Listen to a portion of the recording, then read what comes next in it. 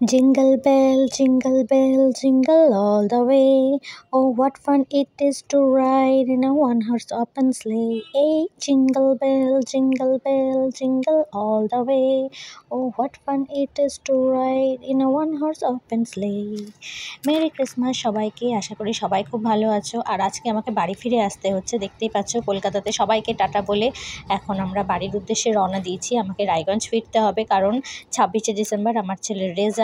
আর সেই জন্য আমি পুরো রাস্তাতে ভাবলাম যে একটু ভিডিওটা বানিয়ে যাই। তুনাও বলছিল যে ভিডিওটা যখন করছো তাহলে ভালো করেই করো। আর কি মনটা খারাপ করছে একটু কলকাতা থেকে ফিরতে। আমার কলকাতা জায়গাটা ভীষণ ভালো লাগে, আমার খুব পছন্দের একটা শহর হচ্ছে কলকাতা। ফিরতে একটু মন খারাপ করবেই, কিছু করার নেই। কিন্তু আমার কাছে একটা গুড নিউজও আছে, যেটা আমি ভিডিওর শেষে তোমাদের সবাইকে জানাবো। আর গুড নিউজটা কি সেটা জানতে হলে, দেখতে হলে, শুনতে হলে পুরো ভিডিওটা তোমাদেরকে দেখতে হবে। এখন আমি এখান থেকে চলে যাব হচ্ছে রাসমণি বাজার, সেখান থেকে বাস ধরবো 239 239, সেই বাসটা ধরে যাব হচ্ছে হাওড়া। তো যাওয়ার সাথে সাথে বাস পেয়ে গেছিলাম, বাসে প্রচণ্ড ভিড় ছিল সকালবেলা, তাই আমি ভিডিও করতে পারিনি। তো আমি যে পৌঁছে গেছি হাওড়া স্টেশনে, দেখতে পাচ্ছ এটা হচ্ছে হাওড়া স্টেশন। এখন ট্রেনের অপেক্ষায় আছি, কখন আসবে ট্রেন। এই করতে করতে 11 নম্বর প্ল্যাটফর্মে আমাদেরকে বলে দেওয়া হলো 11 নম্বর প্ল্যাটফর্মে কুলিক এক্সপ্রেস আসবে। সেখানে আমরা বসলাম, ওয়েট করছিলাম। তারপরে ট্রেন আসলো, ট্রেনে আসার মাত্র আমি ট্রেনে উঠে পড়লাম। তারপরে এই যে ভিডিও। টাটা কলকাতা, মিস করব, আবার সামনের মাসে আসবো। ততদিনের জন্য কলকাতাকে ছেড়ে আমাকে বাড়ি ফিরতে হচ্ছে। কি বলবো, যেতে তো হবেই। যার যার বাড়ি তার কাছে তো ফিরতেই হবে, বলো। বাড়ির মতন শান্তি কোথাও নাই, যেখানেই যাও না কেন বন্ধু, বাড়ির মতন শান্তি কোনো জায়গায় নেই। আমার তো তাই মনে হয়। তোমরাও কি আমার এই একই কথাতে সহমত? জানিও আমাকে কমেন্ট করে অবশ্যই। এই যে হাওড়া স্টেশন ছেড়ে চলে যাচ্ছি, খারাপ লাগছে, আবার সামনের মাসে আসবো। আর বলো না, ছেলের রেজাল্টটা না হলে না আমি আসতাম না, আমি থাকতাম আরও কয়েকদিন, কিন্তু কিছু করার নেই। কি করব বলো, ফিরতে তো হবেই। বাড়ি তো বাড়িই হয়।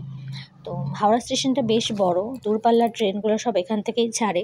যখন আমরা চেন্নাই গেছিলাম সব এখান থেকেই গেছিলাম।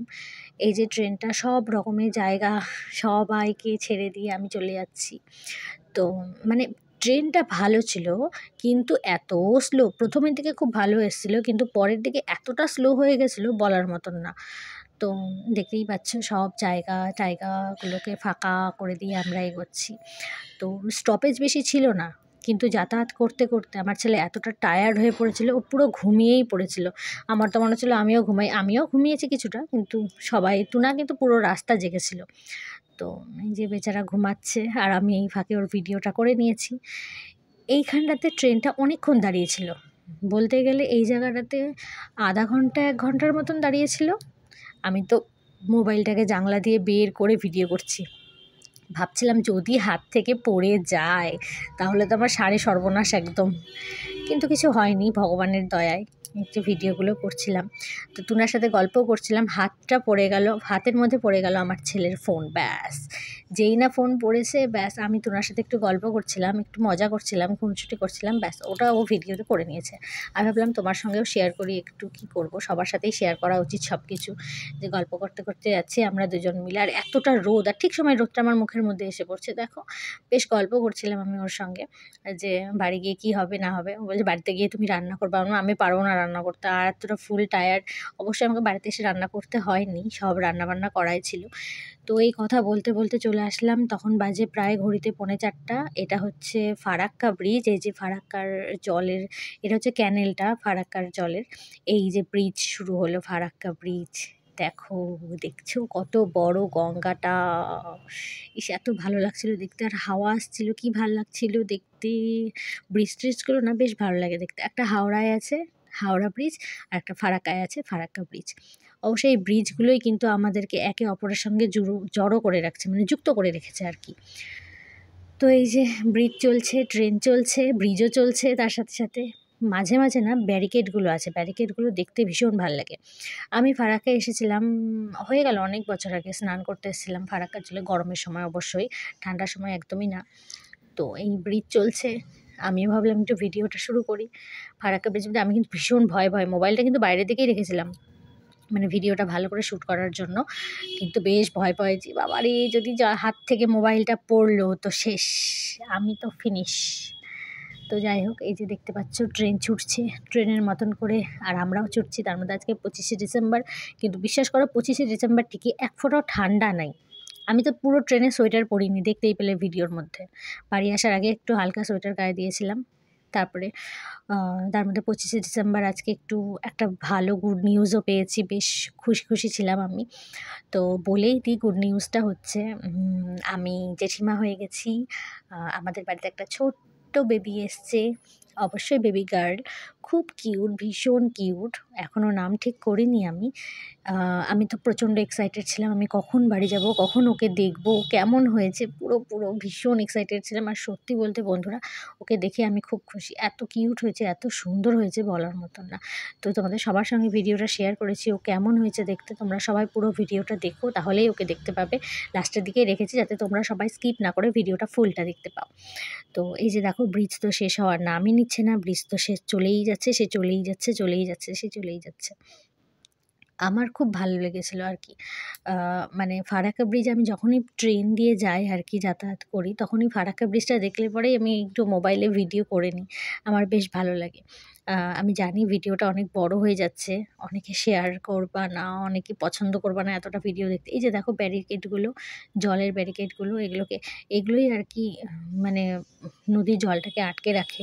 যখন খুব বন্যা হয় তখন একটা দুটা করে গেটগুলো খুলে দেওয়া হয়, তখন জল প্রচুর পরিমাণে বেরিয়ে যায়।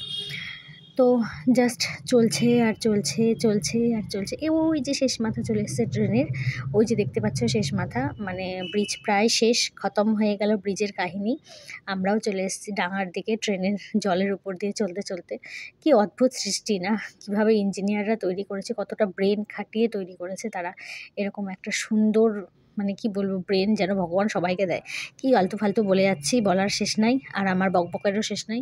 রাত হয়ে গেছে, এখনও আমি বাড়ি অবধি পৌঁছাইনি। দেখতে পাচ্ছ যে ট্রেনের মধ্যে যাচ্ছে, ওই যে চাঁদটাকে দেখতে পাচ্ছ। কি বলবো, আর আমার জীবনে শান্তি নাই, কখন যে বাড়ি পৌঁছাবো আর ভাল লাগছে না, চলেই যাচ্ছে। ফাইনালি 15টার সময় রায়গঞ্জে ঢুকলাম। ভাবা যায় 15টার সময় রায়গঞ্জে ঢুকলাম, ঢুকে তো সোজা বাড়ির উদ্দেশ্যে। তার আগে আমার হাজব্যান্ডরা গেছিলো পুচকিটাকে দেখতে, ও গিয়ে তো ভিডিও করে নিয়ে এসছে, আমি অবশ্য গেছিলাম পরের দিন। তো এই যে আমি টোটো করে বাড়ি ফিরছি রায়গঞ্জ শহরের উপর দিয়ে সোজা। মনে হচ্ছিলো আমি কতক্ষণে বাড়ি যাব। এইবার আসছে আমার পুচকির ভিডিও, দেখো সবাই,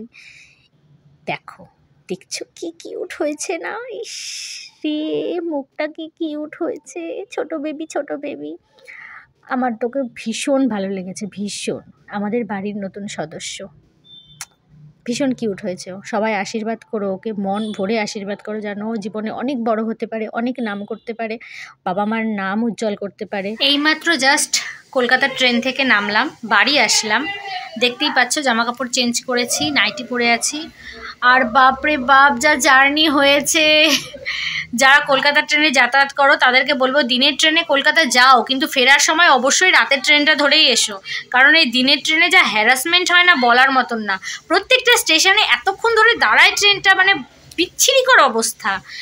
কিভাবে যে আসলাম, বাড়িতে ঢুকেছি 9:45টার সময়, ভাবা যায়। সেই এই 8:55-তে ট্রেনে উঠেছি, 15টার সময় বাড়িতে এসেছি।